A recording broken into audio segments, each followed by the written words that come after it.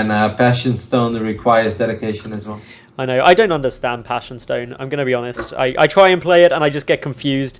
I played it for like 3 hours in a layover in an airport, and every time I thought I was starting to understand it, something would happen and I'd just be like, I don't know what happened, and then just get a bit sad. Anyway, we are in game. Would you like to introduce these two players, Roddy? Always, always. Over here on the right top side of the map, we are looking at the Russian Protest player who surprised us in game number 1 with his aggressive 2-base Blink Stalker build. It is DmC, representing Team Vega, as he is going up the Vega Squadron, I should say. It's kind of a cool logo with a shark. I like it. I think they're getting ready for Cloud Kingdom being reintroduced to the map world. The shark is going to resurface. Yeah. Flying shark for the win. Over here on the left top side of the map, we see something already a little bit surprising. Like we said, he definitely gets tilted if he loses to silly Protoss builds. It is Acer's very own Nerchio, who's opening with an extractor. Yeah, it's and it's not just opening with an extractor. This is like 13 gas, 12 pool. This is as aggressive as it gets. If DmC goes Nexus on the low ground and he follows up with a gateway in his main, which it kind of looks like, I die to this kind of stuff, and I think it's very hard not to die. And I mean, you could say that maybe you could stabilize on one base after losing your Nexus and losing a few pros, but that is still dying to me, because in a certain point, even if Nerchio only is working on 14, 15 drones, he will still be able to have enough money by producing non-stop links and throwing his hatchery on the low ground, that losing your Nexus and then being stuck on as a one-base Protoss is pretty much the same thing as dying. Let's say you're on life support. Yep. And they just don't want to turn it off yet until you tap out. Well, out come the Lings. First scout coming down from DmC now. Sees the gas, sees the 3 little cocoons. It is a good scout. This at least tells him, like, alright, this is what is happening. And now I very much wonder what is his response going to be. You know, trying to wall off at your ramp almost seems a little over-ambitious. I don't think that you can get that done anymore. So the best thing you can do is just create a beautiful sim city around your mineral line and make it very hard for those Zerglings to swing in. Chrono boost out Zealots, get your Mothership Core out as soon as possible. But this is very difficult. It's a very, very tricky situation if you ask me. But I'm curious how he handles it. In come the Lings, making steady progress. The Zealots being chrono boosted, although a slight little gap there, not enough minerals to actually finish that off. Natural base is just getting targeted down. Speed is still a fair way off, to be fair, 30 seconds. So this should give ample time to get out a good few Zealots. The Mothership Core may even be able to get out in time. That'd be a big win if that's possible for DmC. Yeah. Behind this, Nerchio. Wow, okay. He's actually putting probes to the low ground. He's very keen on keeping this Nexus alive, which, you know, right now he's losing mining time, but that's okay, because he's up so many workers anyway that it's still relatively even. If you could trap those Zerglings, that would be awesome, but it's unlikely that's going to happen. It's just like that next big swell of links, which I'm definitely expecting Nerchio to make. Otherwise, yep, there we go. Yes.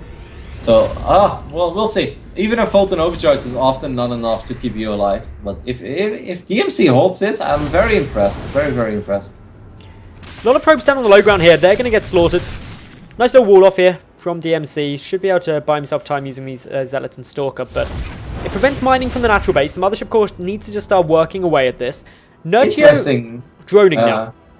Yeah, well, so Nerchio is not going absolutely all out. It's 22 Zerglings. The Stalker follow-up is kind of interesting as well. I would have expected Zealot number 3, but he goes for a Stalker. Here come those Zerglings once more. Mothership Core has 82 energy right now. Nex is taking quite a bit of damage.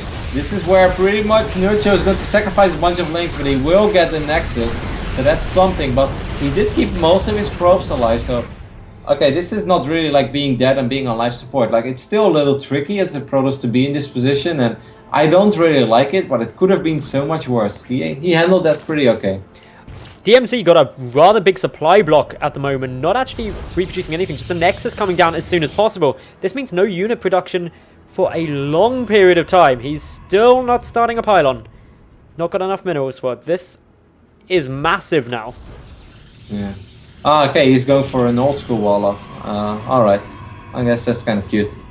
Will allow units to stream up to the ramp. The wall off won't be at the ramp, but you still have SimCity working for you, so it will make it hard for Zerglings to just run by and go into the main base. Nerchio during all this is going up to 3 bases. He's already ahead 8 drones. So needless to say, this is a pretty okay position for Zerg to be in. especially right now because DmC was supply blocked for so long, like you mentioned, and Nerchio's just squeezing out 6-7 drones at a time. Often a follow-up what pros players do is they just try to 5 or 6k their way to victory behind this. But if Nerchio gets enough roaches, he should be fine. Then again, I thought that was game number 1 as well, and I was wrong, so. As we got now, obviously the Rotron and Extract coming on down, so this isn't a massive commitment for Nerchio, but if we just look at his drone count now, it's starting to skyrocket. He's had good injects coming for quite a long time. Whereas DmC, he's really struggling. He's trying to get out more probes, but his probe count is exceptionally low at the moment. He's going to struggle to support any continued production. He's trying to go up into that robo as well, but just look at the army supply at the moment. It's incredibly low. This is pretty much how the games play out for me. You know, if I was the Protoss in this position, it's just like, you hang in there, you try to do well. In the end, you either lose a bunch of probes or you lose your Nexus, and then you're like, well, this was a big investment for this ZerG, right? And then you look at the replay and you're like, 49 drones against 33 probes. Well, Roddy, it seems like an uphill battle if I've ever seen one, which is definitely the case here. Nerchio is also grabbing down Burrow. This is a really nice addition there. I'm really glad that we're seeing a lot more Burrow play come down in general in the meta at the moment. I think it can be so potent. DmC has got a nice wall off here though, which will buy him a bit of time. And the reason why he's getting Burrow is exactly what I mentioned before. Often a response of Protoss players once you had an early game like this is, like I said, you re-establish your natural and then you just 5 or 6 gate your way to victory, or maybe 7 gate if you feel you have the money for it. But obviously 7 gate, you have no robotics facility, so Burrow is an excellent choice by Nerchio, makes a lot of sense. That is not what is happening, but that doesn't take away the fact that I still really like the decision of Nerchio to go for Burrow. So a couple of Lings going to try and come on through, but with the sentries there, not going to be able to achieve much. The army of DmC also pulling back just to pick off those few remaining Lings. One Immortal is out, the second one being rapidly queued up behind this. I'm expecting to see a War Prism after the second Immortal as well, because there's no pylon out on the map. It's going to be difficult to establish one. But here's the good news for Nerchio. Hydra Den coming on down, and that will be out in plenty of time to deal with this push. That is correct. Yeah, Hydralisks are great against sentries and immortals. I'm just kind of trying to find the bright side of life over here for DmC. I guess you can say lots of sentries, lots of force fields. Anything is possible. It's a beautiful game. But this is going to be very difficult for our Russian Protoss to make this one work. It will all come down to, you know, if Nerchio is making the same mistake as Bly made in game number 1 on Overgrowth, where he just made the engagement a little too quick and he tried to find, you know, an exposed Immortal that didn't really work out, then it can still backfire. But normally this is Nerchio's game. So Nerchio did have control of the Watchtower there, so sees this coming across. He's also sending through an Overseer to get a good count on the gateway numbers. The first few Hydralisks in production now, but this is a nice defensive position for Nerchio. You've got the spine in the middle, already splitting up those roaches, ready for a good concave. It's going to be very challenging for DmC to move in. Yep, as soon as there are 7-8 Hydralisks in the mix, they push out so much damage and makes it so difficult for these kind of pushes to work. DmC is just trying to find the right angle. He realizes that Creep is already pushed out quite a bit over there and he doesn't really want to waste the time. It's a very wide open area as well, so instead he's going to try to swing in from the right side, which is a better idea, I guess. Could land a couple of good force fields over here. That's exactly what he does. I like that move a lot. That's 4 or 5 roaches that he gets almost for free. Doesn't really lose a whole lot. Okay. I mean, Nerchio his Hydra count is going up rapidly though. We're already looking at 12 Hydralisks, 8 more on the way. With 20 Hydras, you should say Nerchio is fine, but a few more force fields like that, and then the sky is the limit.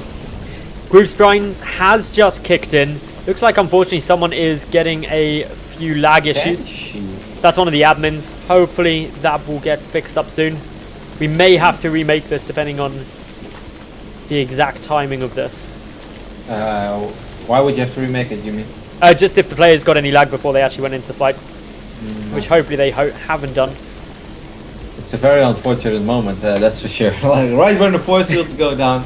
It's 121 supply against 164. If it was all roaches, I would have definitely believed, but the Hydralisk, they should be able to push out so much damage, kill these zealots so rapidly. That, and in the end, right now, DmC is actually the one that's kind of in an awkward choke. So, I still believe in Nerchio. What about you?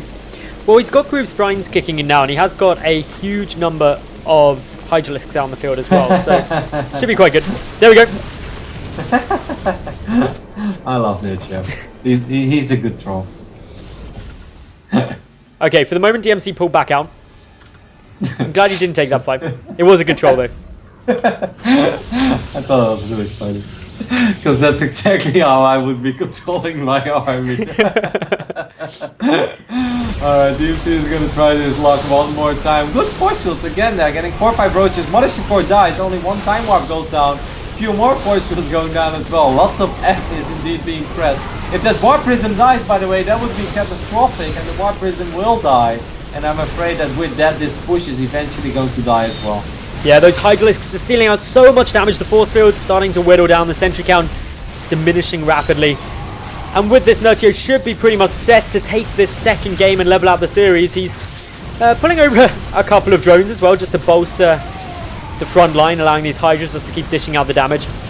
Reinforcing with more roaches as well, but there's nothing behind this. There's the GG, and Nerchio takes the second game to level it out, tied 1-1.